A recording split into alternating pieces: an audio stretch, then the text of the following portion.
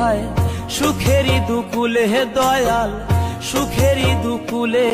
ভাই অফুভাই ধ্বংস হয়ে গেছে। অফুভাইকে তার সাবেক প্রেমিকা ধ্বংস করে দিয়েছে, চলে গেছে বিয়ের 2 দিন আগে। আসসালামু আলাইকুম, আপনারা যেখান থেকে আমার এই ইউটিউব চ্যানেলটা দেখতেছেন সবাইকে জানাচ্ছি আন্তরিক শুভেচ্ছা ও মোবারকবাদ। আশা করি সকলে সুস্থ আছেন এবং ভালো আছেন।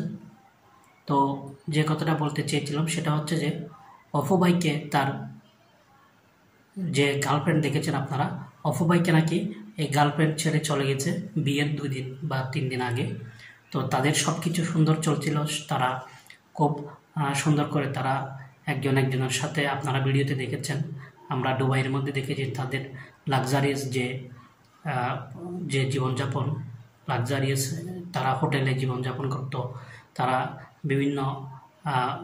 বিভিন্ন প্রোগ্রামে অ্যাটেন্ড করতো, বিভিন্ন অনুষ্ঠানে যেত এবং তারা একসাথে কিন্তু তারা প্রেম অবস্থায় ছিল, তো প্রেমিকা হিসেবে ছিল।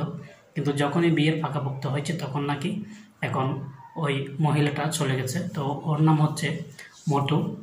তো এখন উনি কেন চলে গেছে আসলে এই বিষয়টা কারো জানা নেই। হয়তো অফুভাইকে ওই মহিলাটা হয়তো ব্ল্যাকমেল করেছে। এখন ওই মহিলাটা যদি অফুভাইকে ব্ল্যাকমেল করে, অফুভাই তো এর আগেও টিকটকে একজন ভালো সেলিব্রিটি ছিল এবং একজন সেলিব্রিটি।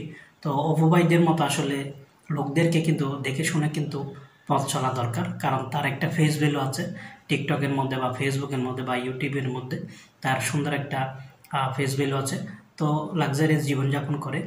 এখন ওই মহিলার সাথে বা ওই সুন্দরী মহিলার সাথে সবসময় তার যে একটা আন্ডারস্ট্যান্ডিং ছিল, তার সব কিছু সুন্দর ছিল, গোছানো ছিল। এখন হঠাৎ করে বিয়ের 2 দিন আগে কেন চলে গেছে আসলে এটা নিয়ে আমরা কেউ আসলে কিছু বলতে পারতেছি না। তো আমরা আশা করি সবাই সে আবার ব্যাকআপ করতে পারবে। এটা কিন্তু তার জন্য অনেক বড় একটা ধাক্কা।